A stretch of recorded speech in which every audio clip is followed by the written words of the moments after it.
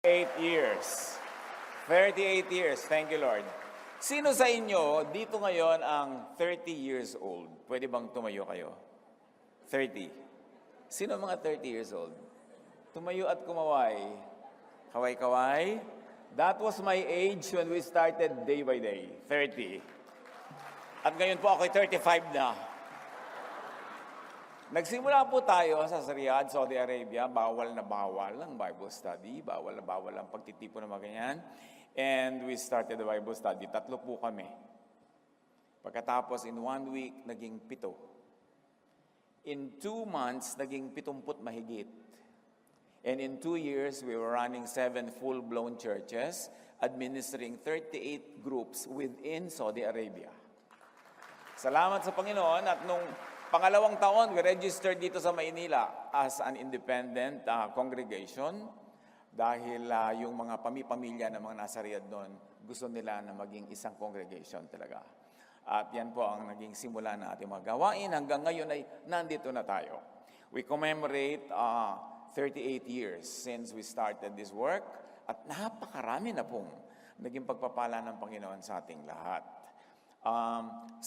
Nakaraang 38 taon, nagsimula siyempre tayo, the usual evangelical, the usual Bible-based, Christ-centered church, which the churches that were being registered at the time were made of.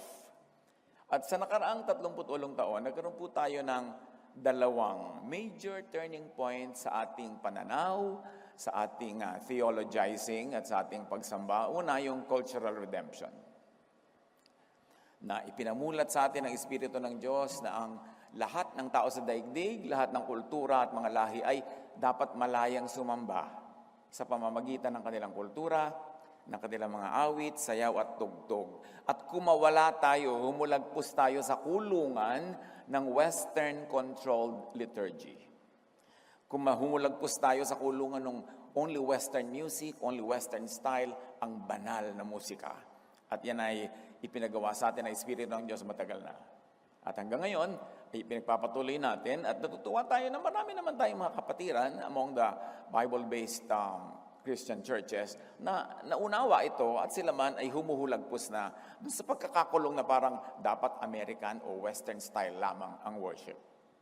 At sa pagpapalaya ng cultural element ng worship, kasunod siyempre ang paglaya ng kaisipan, ng pagte-theologize, and we were led by the Spirit to begin to Philippinize theology, to understand God within the context and through the vocabulary of our culture, of our traditions. At dahil dyan, mas magiging epektibo at malapit sa puso ng mga tao ang Diyos na hindi kailangang dumaan muna sa Western image bago magkaroon ng Filipino image. At kasunod ng isang turning point naman na yan, na kamakailan lamang, subalit matagal na rin naman kung tutuusin, ay ang atin pong pagkaunawa sa Jesusness. Ano ba yung Jesusness na yan? Kasi nakakalito ang Christianity kung yan ba ay Pharisee-ness, Moses-ness. Ano ba talaga? Halo-halo kasi kung sino pinapakinggan, sa halo-halo kung sino ang authority. Kaya kutakot-takot na division at kutakot-takot din na pagkakalito ang nangyayari sa mga tao. Sino bang masusunod, yung pag-ibig ni Jesus o yung kabagsikan halimbawa ni Moses? At yan ay matagal na nating sinisikap na pag-aralan sa tulong ng Espiritong Banal. At ngayon, sa paggunita natin ng 38, ating babalikan, sasariwain at hahalukayin pa ng mas malalim yung pinakamahalaga o isa sa mga pinakamahalagang konsepto ng pagiging Bible-based Christian, pagiging Christ-centered. At yun ay, ano ba yung ibig sabihin talaga niyang born again na yan? Ilang beses na natin yung sinikap na buklatin at dadagdagan pa natin ngayon sa tulong ng Espiritong Banal. Ama namin, salamat po sa 38 years of day by day, ng katapatan nyo, pag-akay, pagturo, pagtutuwid sa aming mga pagsisikap na lalo pang lumapit sa iyong anak na si Jesus. Kayo po ngayon ang mangusap, kayo po ang mangaral. Dagdagan nyo pa ng iba yung liwanag, ang pagkaunawa namin sa isa sa mga pinakamahalagang katuroan ng iyong anak na si Jesus, kung paano ipinapanganak na muli. Mangusap po kayo. Hinihiling namin, pinagpapasalamat sa ngalan ng iyong anak na si Jesus. Juan 3:3. John 3:3. Sumagot si Jesus kay Nicodemus, malibang ipanganak na muli or mula sa itaas. Equal yan pag translate. Pwedeng ipanganak na muli at pwedeng ipanganak mula sa taas. Ang isang tao, hindi niya makikita ang paghahari ng Diyos. Can you imagine? Hindi mo makikita ang paghahari ng Diyos. Yun ang kailangan mong makita. Yun ang pinakakailangan natin. Pero sabi, alam nyo, liban kayo ipanganak mula sa itaas, sa kaitaasan, hindi ninyo makikita yan. Hindi ninyo matatanggap, therefore hindi ninyo mapapakinabangan. Ang ating pag-aaral, born from above, or born again. At ang buong reading ay manggagaling sa John 3:1-21 na interspersed with a few verses in between na lalo pang magpapaliwanag ng ilang-ilang mga subtopics. John 3:1-2, may isang Pariseo na nagngangalang Nicodemo na pinuno ng mga Hudyo. Isang gabi, pumunta siya kay Jesus at sinabi, Rabbi, nalalaman po namin kayo'y isang tagapagturong mula sa Diyos, sapagkat walang makagagawa ng mga himalang ginagawa ninyo kung wala sa inyo ang Diyos. Statement of faith agad nitong si Nicodemus, who was a leader of the Jewish people, a religious leader, and a Pharisee at that. Tandaan nyo yun, kasi may kinalaman doon yung ano ibig sabihin ng born again, kung sino si Nicodemus. So, sabi niya, meron kayong miracles, proof yan of origin and authority of the teacher. Kaya naniniwala kami, galing kayo sa Diyos. Proof of truthfulness of the teaching. Kasi pwedeng marami magturo, pero hindi lahat na nagtuturo, pwedeng i-back up ng miracle ang kanyang authority. So, naniniwala kami sa inyo, no questions asked. Jesus replied, very truly I tell you, no one can see the kingdom of God unless they are born again or born from above. Malibang ipanganak na muli mula sa itaas ang isang tao, hindi niya makikita ang paghahari ng Diyos.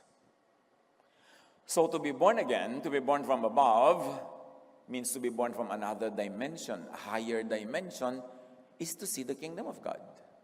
To experience the reign, the rule of God within. Ang kingdom ng God, ipinaliwanag ni Jesus, wala sa labas, nasa loob. Luke 17:21, sabi niya, the kingdom of God is in you.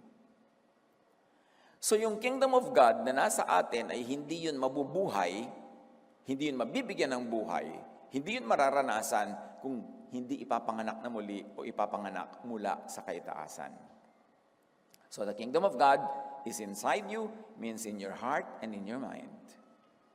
That is where the kingdom of God is.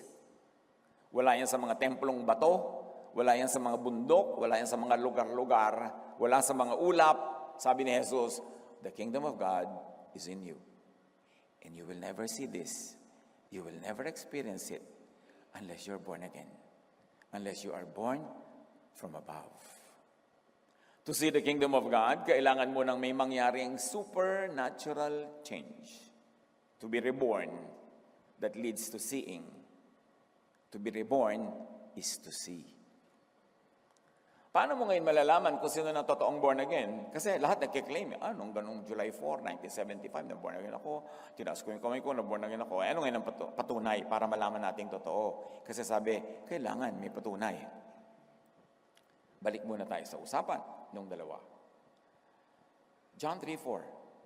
Paano maipapanganak pang muli ang isang taong matanda na?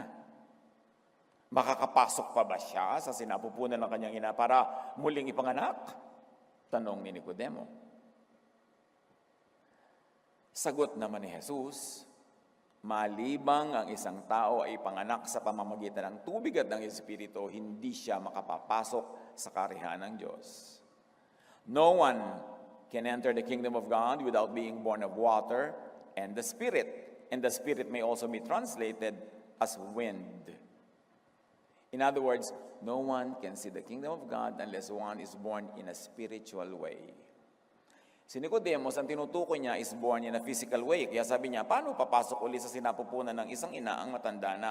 Ang tinutukoy ni Nicodemus is a physical rebirth.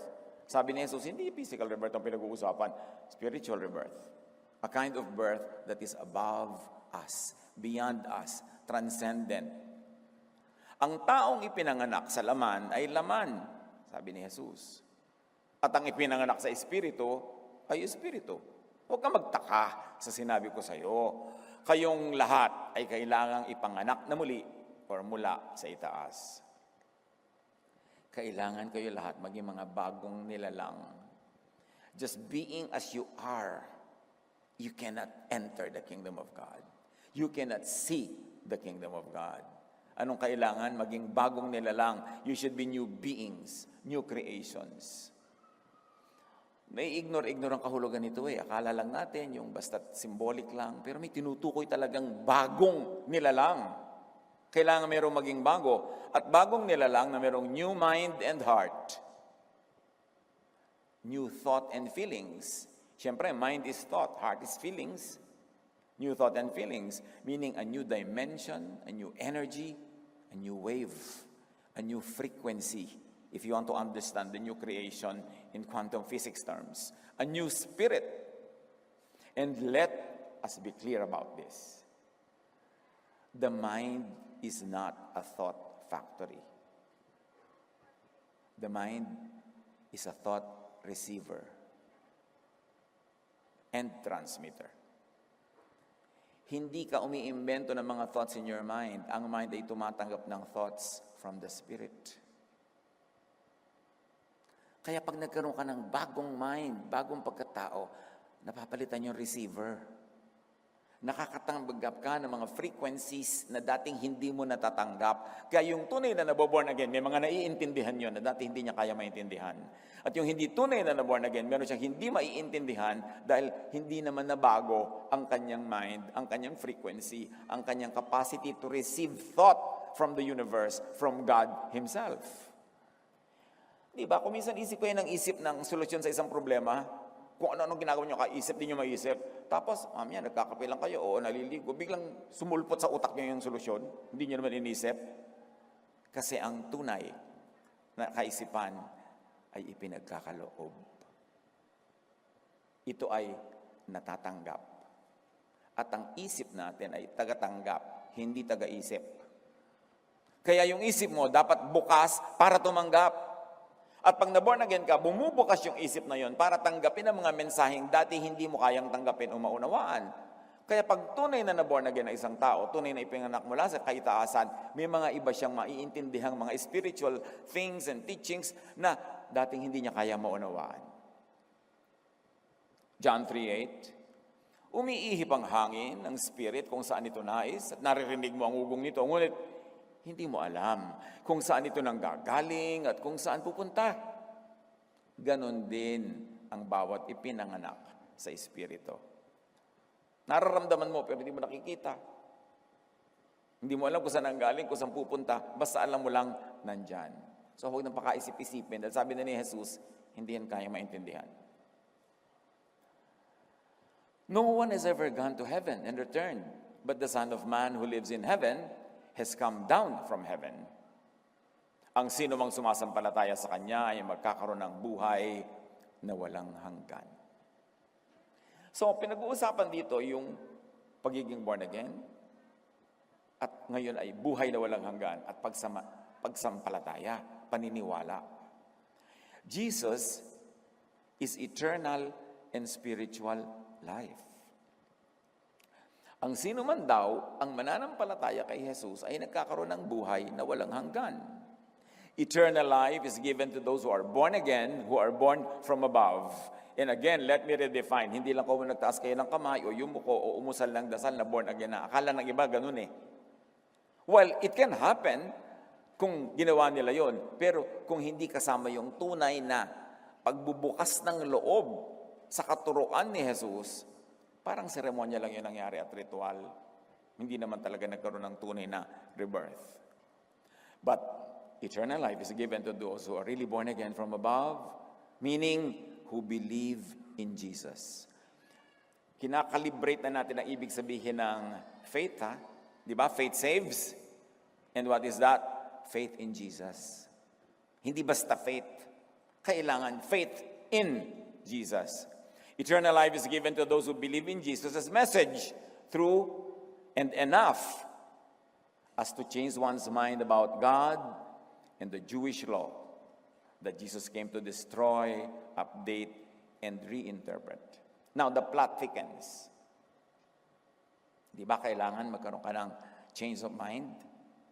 Anong object ng change of mind mo? The law.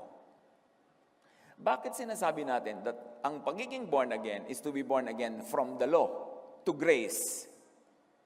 Kasi ang kausap ni Jesus was a Pharisee, a leader of the Jewish people who were under the law. Ang orientation ng kausap niya, si Nicodemus, hindi naman tayo original na kausap si Nicodemus. Kaya pag sinabi niya kay Nicodemus, you must be born again, sasabihin ni Nicodemus, well, I'm a Jew. Into what should I be born again? At sasabihin ni Jesus, into grace, into love. Kailangang ipanganak ka muli mula sa pagkakatali at pagkakaalipin nyo sa inyong mga laws para makalaya ka by God's love expressed through me, kumbaga sinasabi ni Jesus, kailangan magbago ang isip mo. Kailangan kang ipanganak na muli, kailangan kang magbagong loob, kailangan kang maghunos dili. At ano ang pagbabaguhan ko ng loob? Ano ang paghuhunusan ko ng dili? Ano ang pagpapalitan ko ng iniisip? The law. I came to set you free from the law. Ang magpapalaya sa inyo ay yung paniniwala that you will be freed from the law by God's love, not by your technical obedience to the law. Pag naintindihan mo yan at tinanggap mo, na ang magliligtas sa iyo mula sa iyong mga kasalanan, sa kaparusahan ng kasalanan, hindi ang pagsunod mo sa law, kundi ang pag-ibig ng Diyos na iniaalok ng walang bayad at libre. Pag naintindihan mo, tinanggap mo yan, maboborn again ka. Ibig sabihin, mababagong isip mo. Saan? Magbabago from the law to grace. From legalism to love. Mababago mula sa takot to peace.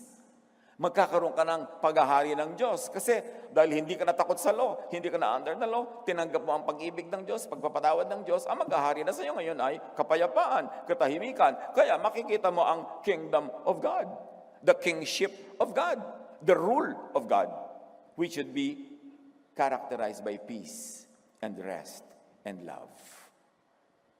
So pag tunay mong tinanggap si Jesus, na born again ka, nagbago ang iyong isip about the law, at lumipat ka sa grace, ng buong buo, hindi kalahati, buo, doon ka palang magkakaroon ng tunay na kapayapaan. Doon mo palang maiintindihan ang kingdom of God. So ngayon, malalaman natin kung sinong tunay na born again. Tahimik na ba ang loob mo o takot ka pa rin? O paiba-iba, tahimik ka ngayon kasi nakasunod ka, bukas nagkaroon ka ng pagkukulang, takot ka na naman, di walang peace. Kasi sabi ni Jesus, my peace I give to you. I do not give as the world gives.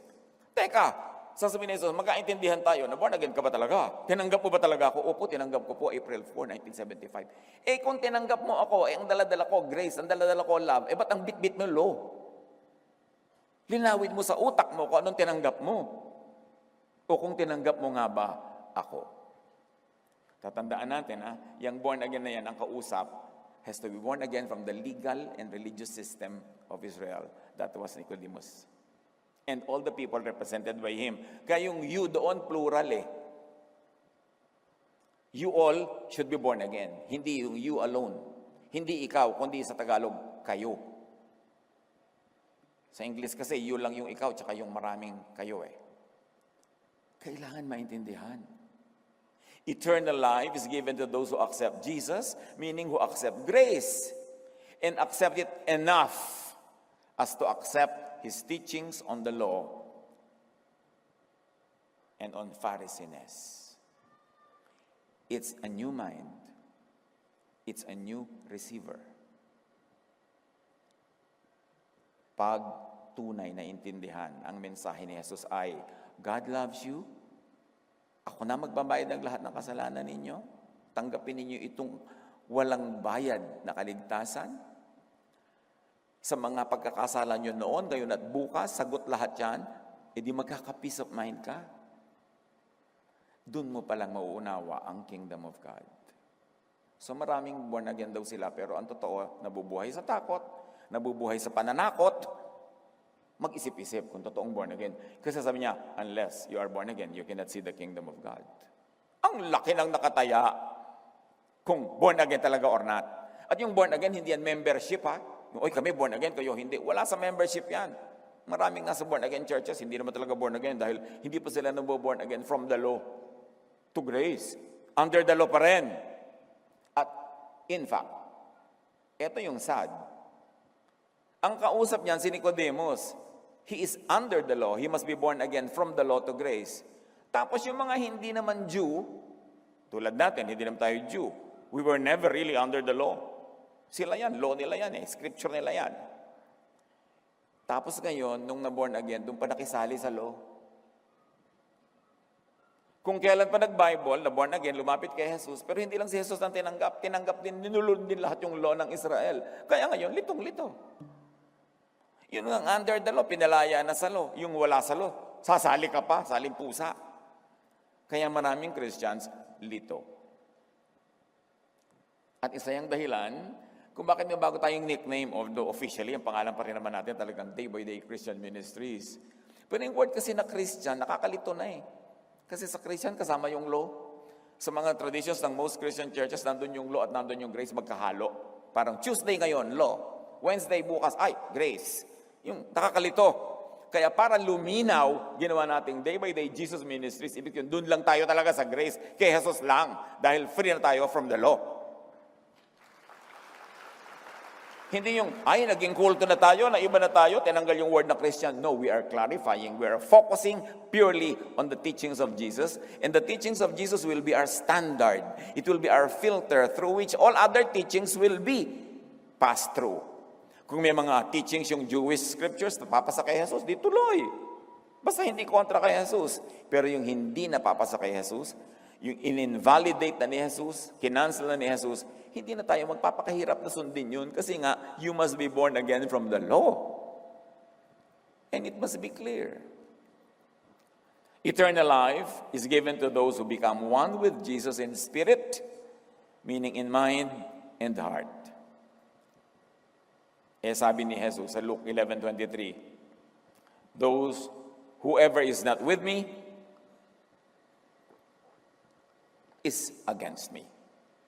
And whoever does not gather with me scatters. Extend that. Sinasabi ni Jesus, whoever is not with me in Jesusness is against me. Whoever is still in Phariseeness is really against me. You are scattering the people of God. So belief in Jesus, faith in love, gives eternal life. At kasama yan doon sa tunay na hindi mo maiintindihan yung win kung saan galing, saan pupunta, huwag nang paghirapang isipin kung paano yung belief at faith ay nagbibigay ng eternal life. Tanggapin mo na lang. Ano ba ang belief? Ano ba ang faith? Di ba thought? Thought yan. Thought gives eternal life. Thought is consciousness. God is consciousness. And if you are tuned into Jesus, your consciousness is tuned into the consciousness of God. Your spirit is one with the Spirit of God. Therefore, the life of God, which is eternal, becomes yours and you will have eternal life. What connects you from non-life to life of God? Faith in Jesus. Faith in grace. Faith in love. Yun. 1 Corinthians 13:13, the greatest is love. It is the highest theology.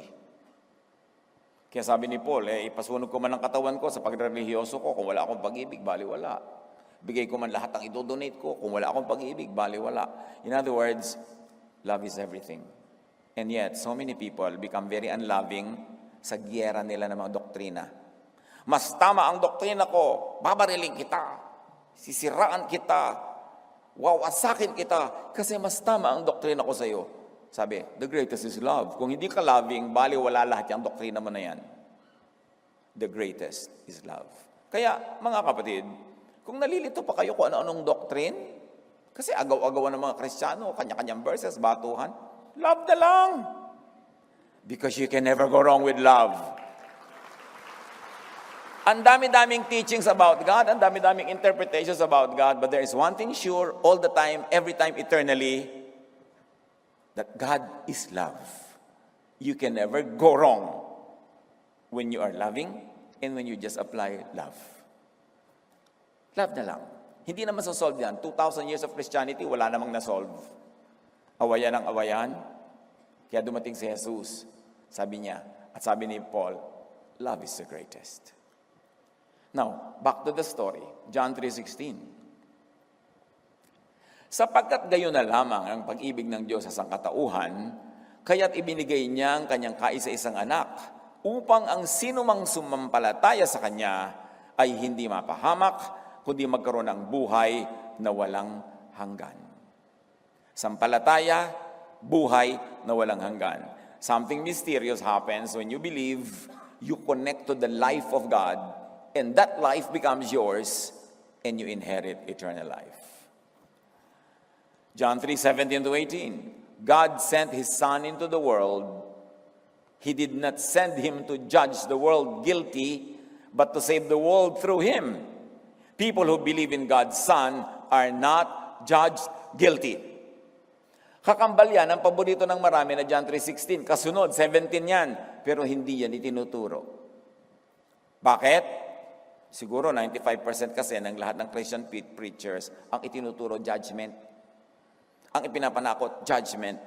Ang gusto nila, judgment. Ang gusto nila, may nagkasala, parusahan. May consequence ang ginawa mo, dapat parusahan ka. At parang tuwang-tuwa sila pag kami nangyari sa iyong masama dahil mapapatunayang makasalanan ka at tama sila. Nasaan yung love? Eh di ba love is the greatest? Maraming ganyan mga preacher, panakot lang, consequence, may ginawa ka, magkaka-consequence, paparusahan ka ng Diyos. God is Diyos. Yung gustong-gusto niya, talagang tirisin ka ng Diyos, parusahan, masuhin, sunugin. Sabi niya, tama ako. Nasaan yung love? Pero sabi sa John 3:17, hindi ipinadala ng Ama ang anak para husgahan ang mundo, kundi para iligtas sa panghuhusga. Tapos ang churches, puro husga ng husga ang ginagawa. Hindi sila matatahimik hanggang walang dinidisiplina, pinaparusahan. Kailangan makita nila yun. Hindi nga yun ang dahilan kaya ipinadala si Jesus eh. So kanino ka ba talaga naglilingkod? Bakit gusto mo lagi parusahan, batuhan? Those who believe that Jesus does not condemn will not be condemned. You get it, church? Pag nananalig ka, na hindi ka aakusahan at uhusgahan ni Jesus, eh hindi ka nga uhusgahan. John 3:17-18. But people who do not believe are already judged because they have not believed in God's only Son. Meaning, those who do not believe that Jesus saves will not be saved. Kung hindi ka naniniwala na talaga nagliligtas si Jesus sa lahat ng kasalanan, gusto mo pa rin mang-usi, gusto mo pa rin magparusa, gusto mo pa rin sumingil, pag hindi ka naniniwala, hindi ka maliligtas. Kung anong faith mo, yun ang mangyayari sa'yo. Those who do not believe that Jesus does not condemn are condemned already. Pag naniniwala ka na talagang hindi ka husgahan ni Jesus, hindi ka nga husgahan, pero hindi ka naniniwala doon, ipinipilit mo pa rin yung judgment, i-judge ka. Because with the judgment you pronounce, you will be judged. And the measure you give is the measure you get. Kaya yung mga naghihingi ng consequence, gusto nyo ng consequence sa kapwa nyo, sa inyo darating ang consequence na yan. Because the measure you give is the measure you get. What you give is what you receive. Faith in non-condemnation will save the condemned. See, faith pa rin. Kaya mga kapatid, kung sakaling hindi pa kayo nakakapagpasya, magpasya na kayong maniwala that God loves you completely, perfectly. That God saves you and that gives you eternal life. Maniwala na kayo. Kasi pag hindi kayo naniwala, hindi yun magiging effective sa inyo. Pag naniwala kayo, doon pala nagiging effective. At kung anong pinaniniwalaan nyo, ganun na magiging behavior nyo. Ganun na magiging vocabulary, ganun na magiging buhay nyo. Ganun nyo itatrato ang sarili at ang kapwa kung ano ang inyong paniniwala tungkol kay Jesus. Nang ipinakilala ni Jesus na Ama ay maibigin, mapagpatawad tulad ng Ama doon sa tinatawag nating storya ng prodigal son. Yung prodigal son, umalis, lumayas, naglustay, kung ano pinagagawa. Nung umuwi, ni isang sumbat, walang nadinig sa Ama. Ni isang parusa o discipline, walang binigay. Ang binigay agad, singsingan yan, tsinelasan, suotan ng balabal, hindi pinagalitan, hindi sinisi, hindi pinarusahan. Yun ang amang ipinapakilala ni Jesus. Anong amang ipinapakilala sa atin ng church? Kasi ang mga religious, gusto nila control ng mga tao, so ang ipapanakot nila, Diyos na mabagsik. Diyos na laging galit. Pero hindi yun ang ama na ipinapakilala ni Jesus. Pag nagpapakilala kayo ng ibang uri ng karakter ng Ama, pinagtataksilan natin si Jesus. Kasi dumating siya para ipakilala kung sino ang Ama. In Him, the fullness of the deity lived in bodily form. He is the image of the invisible God. At kung anong ipinakilala ni Jesus, dapat yun ang pagkakilala natin sa ating Diyos sa langit. Kaya mahalagang paniwalaan at ituro ang non-condemnation or ang grace. Pag hindi mo itinuro yung grace, ituturo mo law, judgment. Or, mas mahirap, salad, magkakahalo, nalilito yung tao, alin ba talaga? John 10:10. The thief comes only to steal and kill and destroy. Si Jesus ang nagsasalita. I have come that they may have life and have it to the full. Sino yung thief? Ano bang dinedestroy? Anong ninanakaw? Anong inaagaw? Yung kingdom of God. Inaagaw nila yung kapayapaan, yung katahimikan. So, those that teach judgment under the law, steal, kill, and destroy faith that saves. They steal and kill salvation. They steal and kill life and eternal life. Kasi pagka ang itinuro nila sa iyo ay laging takot at judgment, inaalis ang kanila ng pag-asa, inaalis ang kanilang kapayapaan at katahimikan, yun ang tunay na ninanakaw. Sino ang tunay na magnanakaw sa John 10:10? Yung ninanakawan ka ng kapayapaan at katahimikan sa pagtitiwala sa Ama, ang ibinibigay ay takot. Ang nawawala sa iyo, ninanakaw sa iyo, peace of mind, rest. Inaagawan ka ng grace, pinapalitan ng law. John 3:19-21. Ganito ang paghatol ng Diyos. Naparito sa sanlibutan ng ilaw, ngunit inibig pa ng mga tao ang dilim kaysa liwanag. Dumating na nga yung grace, gusto pa rin nila law. Dumating na nga yung freedom from the law, gusto pa rin nila slavery under the law. Ngunit ang namumuhay ayon sa katotohanan ay lumalapit sa ilaw. Sino ang ilaw? Si Jesus. Sino ang katotohanan? Si Jesus. Sabi niya, I am the way, the truth, and the life. No one comes to the Father except through me. No one will become saved from the law except through my grace, except through my love. I am the way. Bakit ipinipili ang dumaan dun sa tulay ng law na putol-putol, giba-giba, hindi ka makakadaan? 2 Corinthians 3:15-17. Bakit kailangang ipanganak ka muli mula sa pag-subscribe mo sa law?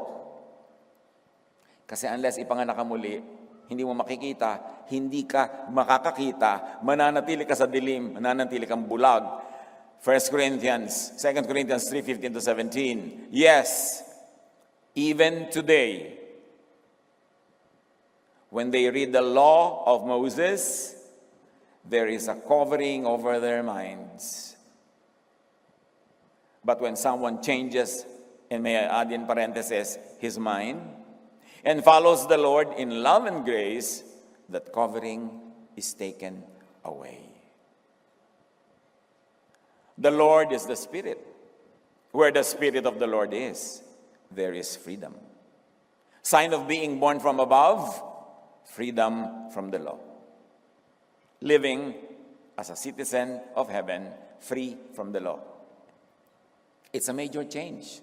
It's a major change of attitude, of thinking. Kaya parang ka na talagang ipinanganak na muli, isa ka ng bagong tao. Hanggang ngayon, sabi ng Tagalog version, may talukbong pa ang kanilang isip tuwing binabasa nila ang mga aklat ni Moises. How can you be clearer? Pag ipinagpipilitan mo yung aklat ni Moses, yung mga law, pag yan ang pininiwalaan mo, itinuturo mo, ginigiit mo, may takip ang iyong isip. Hindi mo talaga makikita ang ligaya ng kaluwalhatian ng Panginoon at ang kalayaan. Ngunit, kapag lumapit ang tao sa Panginoon, Kapag na-born again, naaalis ang talukbong. Ang Panginoong binabanggit dito ay ang Espiritu, at kung nasa ng Espiritu ng Panginoon ay mayroong kalayaan. Kalayaan from the law. So here is a distinctive sign of being born again or from above. The covering of the law of Moses over the mind and the eye is taken away. So madaling makita kung sino hindi pa born again talaga. May takip pa ang mata, madilim. Hindi nila nakikita yung luwalhati ng grace. Hindi nila nakikita yung luwalhati ng love. Ang ipipilit nila yung kadiliman ng law, ng parusa ng judgment. Nakakalungkot. Ang dami-daming tao magjo-join sa church. Ibibigay ang time, talent, and treasure para lang sila takutin at ilagay uli under the law. Imbes papagliwanagan sila para sila lumaya, mapahinga. But you cannot give what you do not have. How can a teacher give freedom when the teacher is not free? How can a teacher give light when the teacher is under darkness? One is born again from the law of Moses to God's grace and love. Clarify nyo yan. Huwag lang basta generic born again. Born again from what? Into what? One is born again from darkness to light. From sin by the law to righteousness by grace. From the old covenant of legalism to the new covenant of grace. One is born from blindness by the law, na napakalinaw na nating binasa, to seeing by the light of Jesus. As you can see, being born again is really a spiritual, mental rebirth. Major change yan ng korte ng utak. Romans 12:2, let God transform you into a new person. Ayan na naman yung born again, by changing the way you think. And let me add, by changing the way you think about the law. Then you will know God's will for you, which is good and pleasing and perfect. John 3:3. Tandaan mo ang sinasabi kong ito, malibang ipanganak na muli o mula sa itaas ang isang tao, hindi niya makikita ang paghahari ng Diyos. In other words, hindi niya mararanasan ang kapayapaan, kapahingahan, at pag-ibig ng Diyos. Ano ba ang paghahari ng Diyos? What is the kingdom of God all about? It is salvation. And what is salvation about? Salvation from fear of condemnation by the law, fear of the law. Pag sinabing saved na ako, from what? Saved na ako from fear of the law. Dahil naghahari sa akin ang peace of God, dahil naniniwala ako, mahal ako ng Diyos, enough to save me, not to judge me, and to give me eternal life. So save ka from what? From fear of the law. Paano kung lagi ipinapanakot sa iyo yung law? Paano ka masisave doon? Romans 8:1-2, kaya nga, wala nang kahatulang parusa sa mga taong nakipag-isa na kay Kristo Jesus. Sa pamamagitan ng kautusan ng Espiritong nagbibigay buhay, pinalaya na tayo mula sa kautusan ng kasalanan at kamatayan. Ano pa ang paghahari ng Diyos? Salvation from guilt because of the law. Ang daming nagpapakamatay dahil sa guilt. Ang daming depressed dahil sa guilt. Napakalaking ginhawa na sabihin sa iyo ni Jesus na lahat ng kasalanan mo, charge to me. Mahal ka ng Diyos kahit ganyan ka. Ang nakikita sa iyo ng Ama ay ako, hindi ikaw. Ang dugo ko naguhugas sa iyo, hindi ang iyong karumihan. So, bakit nagigilty ka pa? Binayaran ko na nga lahat. Mag-enjoy ka na lang ng freedom na ito. Galatians 5:1, malaya na tayo dahil pinalaya tayo ni Kristo. Kaya magpakatatag kayo at huwag nang paalipin pang muli. Paalipin saan? Sa law. Sa Pharisees. Sa teachers of the law and Pharisees. So ang tanong, guilt trip ka pa ba? Kasi kung born again ka, naka Jesus ka na, naniwala ka, enough. Hindi lang naniniwala, enough. To the point that you are now free from fear, dapat di ka na nag-guilt trip. Papasalamat ka na lang. At siyempre, hindi mo aabusuhin yun. Yung pagpapasalamat mo, hindi, ay, makagawa pa nga na marami kasalanan, total, hindi ako nagigilty. Walang ganun. Kasi kung totoo naghahari sa Espiritu ng Diyos, gusto mong sundin ang Diyos. Gusto mong magpakatama, magpakaayos. Although, sa mga nagiging pagkukulang mong di naman maiiwasan, charge on to Christ, charge on to grace. Kaya, restful ka pa rin. Peaceful ka pa rin. Hindi dahil perfect ka, kundi dahil perfect ang love sa'yo ng Diyos. So, paghahari ng Diyos is salvation really from the law. Tuwing babanggitin nyo yung word na salvation, lagyan nyo ng object. From what? From the law. Romans 7:6, we have been released from the law so that we serve in the new way of the Spirit and not in the old way of the written code. Hindi na tayo nakabase doon sa nakasulat na written code, yung scriptures ng mga Jews, dahil isinulat na ng Diyos sa ating puso ang kanyang bagong law. And that is the law of love. Tayo ay naglilingkod sa Diyos, hindi ayon sa lumang batas na nakasulat. Ang linaw niya na. Kundi ayon sa bagong buhay ng Espiritu. Slave ka pa ba ng mga batas o utos na nakasulat? Ephesians 2:14-15, Christ gave His own body to destroy the law of Moses with all its rules and commands. Ibinigay ni Jesus sa kanyang buhay. Anong gagawin? To what the law to? Hoy, makinig na kayo to ano? Destroy, tama. Kalahati lang yung pumasa. Mga nandiyan sa rotary. Destroy the law. Kaya ko ina-emphasize, dinestroy na nga ni Jesus, bubuuin mo na naman. Ano ba namang katigasan ng ulo yan? Pinalaya na nga tayo ni Jesus, ikukulong mo na naman yung mga tao. Ito na naman yung mga verses mo of the old written code. Kukuha ka na naman sa old written code, sa old scriptures. Pinalaya ka na nga doon. Parang napakahirap ba naman maintindihan yan? Binawalang bisa niya ang kautusan, kasama ang mga utos at mga alituntunin. Ang daming alituntunin yun, ha? Alituntunin sa damit, sa buhok, kung ano-ano mo dyan. Pinalaya ka na doon. Tapos eto na naman, may bagong alituntunin na naman. Huy, sister, ang buhok mo, short by 1 inch. Kailangan lagyan kita ng extensions. Dapat yung churches, mga salon. Kasi puro buhok ang iniisip.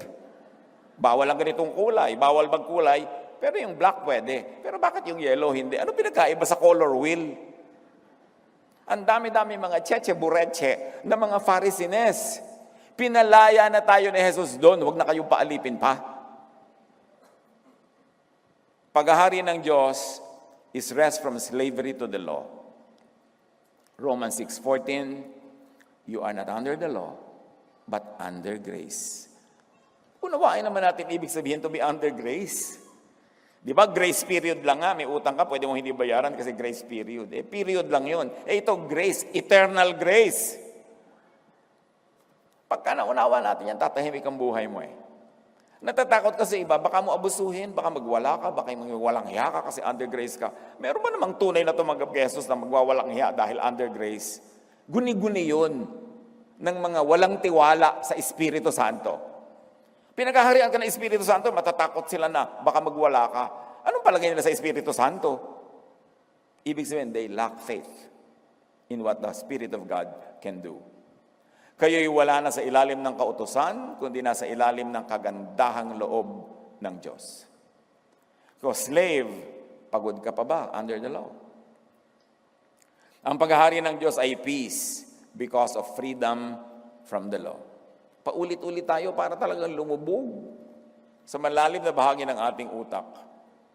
Romans 5:1-2, we have been justified through faith.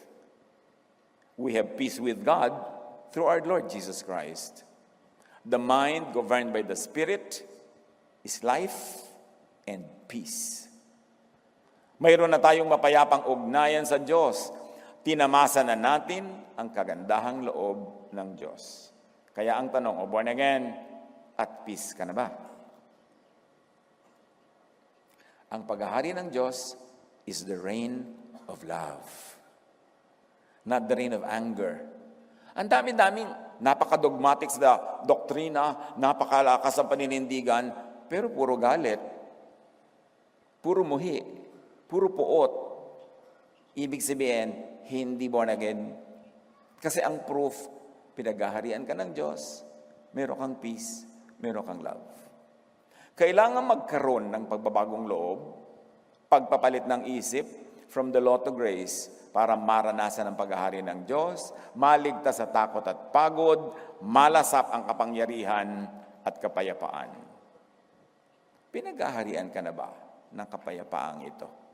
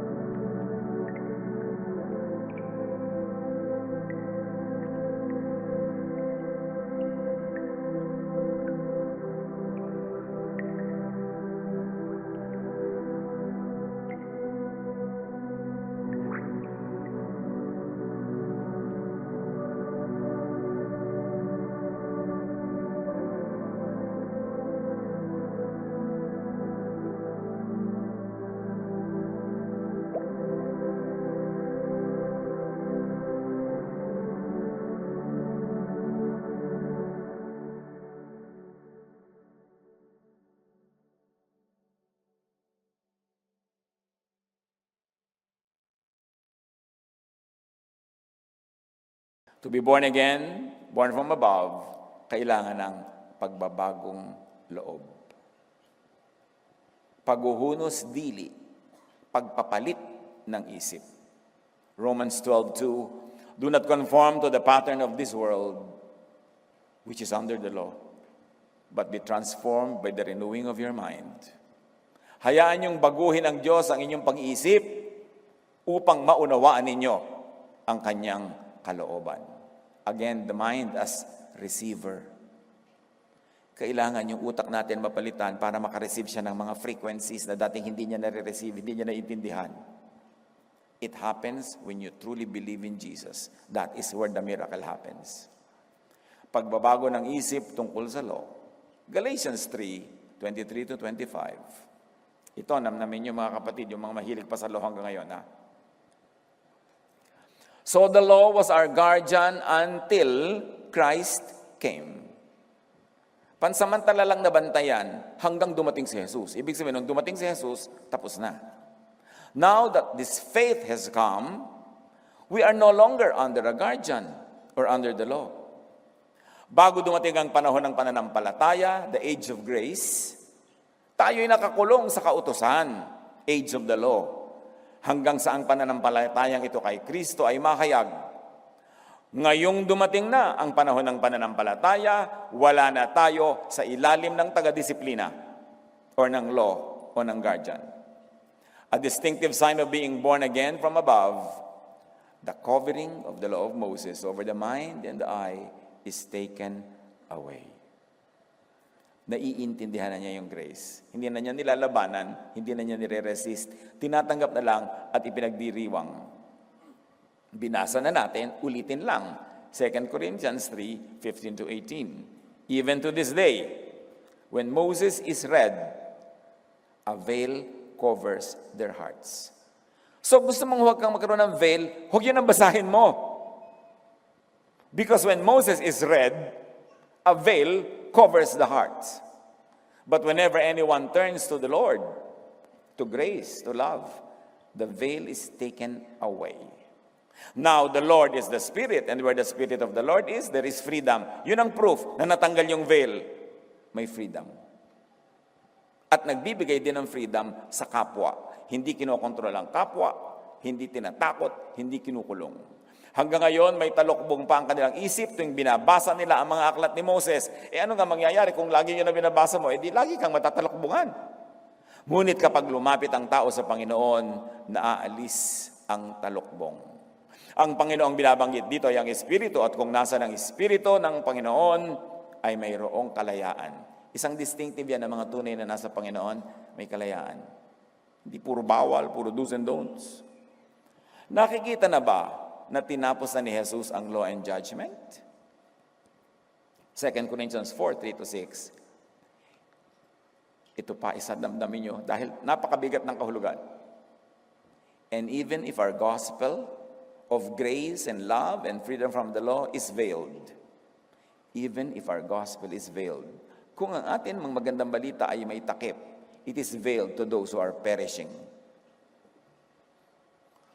Kung may takip man ang luningning at liwanag ng kaluwalhatian, ng pag-ibig at grasya ng Diyos, ang may takip lang ay yung mga nakatakdang mag-perish. May takip sa'yo, siguro nakatakda ka, sana naman wag. Tanggalin mo yung takip, tigilan mo ng kababasa yan, natatakpan ka. Sabi, kung may takip naman lang ito, pag natatakpan lang yun talaga yung perishing. Bakit? Doon sa hindi perishing, tatanggap kay Jesus, magkakaroon ng liwanag, matatanggal ang takip. At bakit daw may takip? The God of this age has blinded the mind of unbelievers so that they cannot see the light of the gospel that displays the glory of Christ, who is the image of God. Ang God of this age, yung darkness, Ang Diyos-Diyosan daw ng kadiliman ang bumubulag sa mga hindi mananampalataya. At ano yung hindi mananampalataya? Hindi nananampalataya sa grace, sa love. Kung may talukbong pa ang magandang balitang ipinapahayag namin, ito'y may talukbong lamang sa mga napapahamak. Hindi sila sumasampalataya sapagkat ang kanilang isip ay binulag ng Diyos ng kasamaan sa daigdig na ito upang hindi nila makita ang liwanag ng magandang balita. Ano yung magandang balita? God loves you. God saves you through Jesus. Hindi makikita ng iba. Ang sasabihin ba, no, parusa, judgment. Bakit? May talukbong ang mata. At sabi ng verse, may talukbong man sila, kasi nakadestino sila mag-perish. Nawa, magbago sila ng isip. Kasi sino man ang tumatanggap sa Diyos, ay pinaghaharian ng kaliwanagan. Huwag panigasan, huwag ipaglaban. Dahil sila ay tumatalikod sa kaluwalhatian ni Kristo na siyang larawan ng Diyos, a loving God. Unbelievers in God's grace and love, message through Jesus, those who are stubborn believers in the law. So ang tanong, nasa law ka pa ba? Sumusunod ka ba sa under the law? Kakaba ka ba? Ka pa ba? Lagi pinag-uusapan mo, ligtas pa ba ako? Mawala ba yung kaligtasan ko? May parusa ba ako? Under the law yung ganung mentality. One is born again from the law of Moses to God's grace and love. You have to make that decision clearly. Huwag kang papunta dito, papunta doon. Law ngayon, grace dito. Dahil ang double-minded man cannot expect any blessing from the Lord. Kung dito, kung doon, linawin mo yan. Colossians 2:20-22, namatay na kayo nakasama ni Kristo at hindi nasakop ng mga alituntunin ng mundong ito. Bakit pa kayo sumusunod sa mga alituntuning tulad na, huwag hahawak nito, huwag titikim niyan, huwag gagalawin yan, at kung ano-ano pa mga do's and don'ts. Ang mga ito'y utos at katuruan lamang ng tao. Di ba ang dami mga do's and don'ts ng relihiyon? Sabi, bakit? Hindi ba na born again na kayo? Pinalaya na kayo? Bakit kayo nabubuhay na parang under the law? Ang dami pa rin yung kinakatakutan, huwag gawin yan, gawin ito, etc., etc., etc. Puro do's and don'ts ka pa ba? One is born again from sin by the law to righteousness by grace. From the old covenant of legalism to the new covenant of grace. Romans 7:6. But now, by dying to what once bound us, which is the law, we have been released from the law. Released from the law. So that we serve in the new way of the Spirit, freedom and love, and not in the old way of the written code. Lumaya na kayo sa old way of the written code, dun sa mga pinalaya na tayo ni Jesus. Meron pa rin naman na effective, yung mga loving na teaching, yung mga kind, mga good. Pero yung mga unkind to yourself and to others, pinalaya na tayo. One is born again from blindness by the law to seeing by the light of Jesus. Meron pang unassailable proof of being truly born again. Galatians 5:22-25.